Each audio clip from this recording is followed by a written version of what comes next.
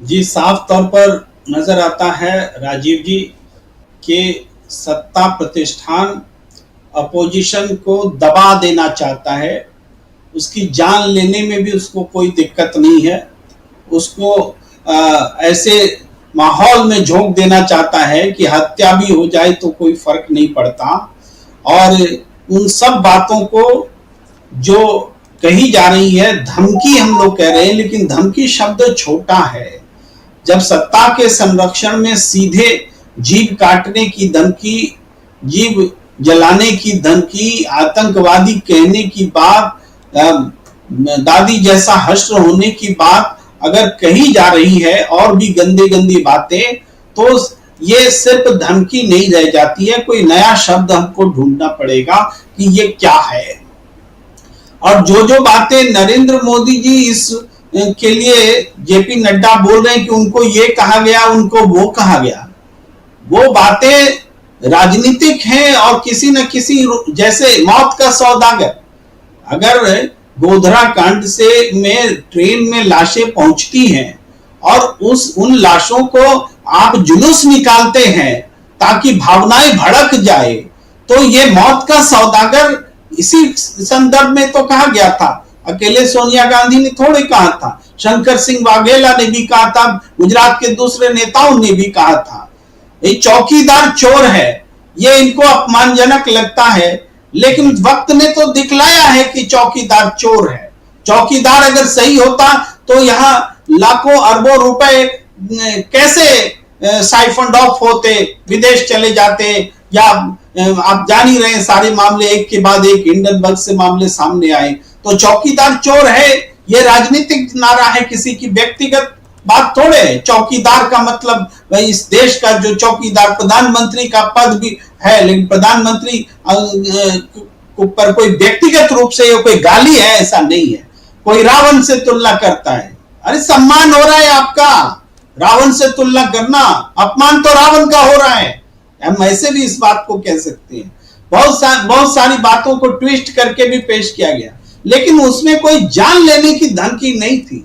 राहुल गांधी ने जब सदन में कहा था कि अगर इसी तरीके से चीजें चली तो एक दिन आएगा जब जनता लाठी से पीटेगी, तो वो ये नहीं है कि लाठी से पीट दो, वो नहीं है, वो धमकी नहीं थी। वो आगाह करना था कि आप अपने आचरण तानाशाही प्रवृत्ति पर रोक लगाइए। लेकिन यहां पर केंद्रीय राज्य मंत्री सीधे रवनीत बिट्टू सीधे आतंकवादी कह रहे हैं। भाई जब केंद्र सरकार कह रही है, सरकार कर रही, पहले तो हम साबित करने का प्रयास करते थे कि भाई नवनीत रेल राज्य मंत्री ने कह दिया, इसका मतलब है कि सरकार कह रही है। अब साबित करने की कोई जरूरत नहीं है। आगे आकर के उन्होंने कहा, हाँ हम कहते हैं, कर लो जो करना है। ये जेपी नड्डा के की चिट्ठी का मतलब है। आप ये समझिए, चिट्ठी लिखी गई सरकार के मुखिया को, प्रधानमंत्री को, और जवाब दे रहा है एक सत्ताधारी दल के अध्यक्ष जवाब दे रहे हैं। तो जिनको चिट्ठी लिखी गई उन्होंने तो स्वीकार तक नहीं किया पावती कि हमें चिट्ठी मिली है, तो बीजेपी के नेता आ गए जवाब देने के लिए। इसका मतलब यह है कि इस पूरे मुद्दे का वो केवल राजनीतिकरण करना चाहते हैं और राजनीतिक नजरिए से देखना और बताना चाहते हैं। सरकार अगर इन शिकायतों को ध्यान लेगी तो एजेंसियां इसकी जांच करेगी, और पार्टी अगर इन शिकायतों को कहेगी कि ये हमें गाली दिया तो आपको भी दी जा रही है, तो फिर ये जांच की बात खत्म हो जाती है, या और इस प्रवृत्ति को चलते रहने का अनैतिक धर्म जो है वो निभा रहे हैं, ये इससे साबित होता है। क्योंकि जो जितनी गंभीरता से हमले की बात की गई है, राहुल गांधी की जान लेने की बात की गई है, उतनी गंभीरता से उस शिकायत को सरकार ने नहीं लिया है। और सिर्फ यही जेपी नड्डा की चिट्ठी नहीं, आप अमित शाह से पत्रकार जब सवाल पूछते हैं, गृह मंत्री से सवाल पूछते हैं, तब भी यही बात सामने आती है। वो कहते हैं कि राजनीतिक सवाल हमारे सामने करोगे तो हम दृढ़ता से जवाब नहीं देंगे। क्या था राजनीतिक सवाल? कि रवनीत बिट्टू ने जो धमकी दी है बोल करके पत्रकार पूछ रहा था, और भी वो सवाल संभवतः जो धमकियां दी गई है जोड़कर पूछना चाहता था, उसको रोक करके वो उसको राजनीतिक सवाल बता देते हैं और कहते हैं हम दृढ़ता से जवाब नहीं देंगे। तो राहुल गांधी की सुरक्षा का सवाल क्या राजनीतिक सवाल है कि आप जवाब नहीं देंगे? आप गृह मंत्री हैं, आपको बीजेपी का नेता के तौर पर पत्रकार आपसे थोड़े पूछ रहा है। आप गृह मंत्री हैं, आपको गृह मंत्री के तौर पर नेता प्रतिपक्ष की जान पर जो खतरा है उसको सुनिश्चित करने का आपको उत्तर देना चाहिए। आप दृढ़ता से प्रश्न का जवाब देने को नकार रहे हैं, प्रश्न का जवाब नहीं देने को दृढ़ता बता रहे हैं, लेकिन यह कायरता है। आप अगर बहादुरी, अगर दृढ़ता हो तब मानी जाती जब आप कहते कि मेरे गृह मंत्री रहते कौन माई का लाल पैदा हुआ है जो राहुल गांधी को हाथ लगा दे।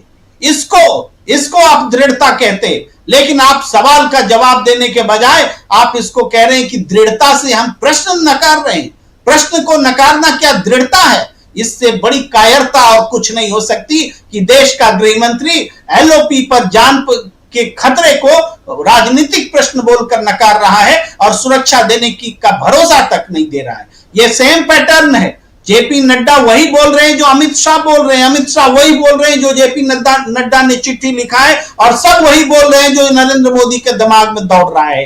ये सब लोग मिल करके राहुल गांधी पर ये हमला करने की तैयारी कर रहे हैं। ये एक तरह से आप महात्मा गांधी के समय जो उनकी हत्या हुई थी और राहुल गांधी की आप कंपेयर कर लीजिए।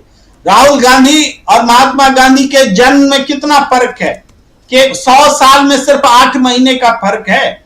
1969 में 2 अक्टूबर 1969 में महात्मा गांधी ने जन्म लिया और अगस्त में राहुल गांधी 1970 में जन्म लेते हैं। ये 100 साल में बस 8 महीने का फर्क है। और उसके बाद जिस तरह से राजनीति बढ़ रही है और राहुल गांधी पर जिस तरीके से सांप्रदायिक माहौल और बना करके नफरत पैदा किया जा रहा है, ये वही समान परिस्थितियां हैं जो महात्मा गांधी के खिलाफ में पैदा की गई थी। ये कम गंभीर नहीं है, बहुत गंभीर है। और देश में ये सुखद बात है कि देश में आज भी राहुल गांधी के जीवन की रक्षा करने के लिए बहुत बड़ा वर्ग जो है जनता का, वो साथ में खड़ा है और इनके मनमाने कदम को रोकने के लिए, टोकने के लिए ये जनता मुस्तैद है। और देश भर में प्रदर्शन करके जनता ने दिखला भी दिया है कि न तो ये वो कांग्रेस है जो सब कुछ बर्दाश्त कर लेगी जो कुछ साल पहले हुआ करती थी, और न ये अवाम है जो कि तानाशाही को बर्दाश्त कर लेगी। किसी तानाशाह को तानाशाह नहीं बोला जाएगा तो क्या बोला जाएगा, यह सवाल है। लेकिन क्या आप बदले में जान लेने की कोशिश करेंगे? आप वही हेट्रेड फैलाएंगे? ये प्रमुख चिंता का विषय है जिस पर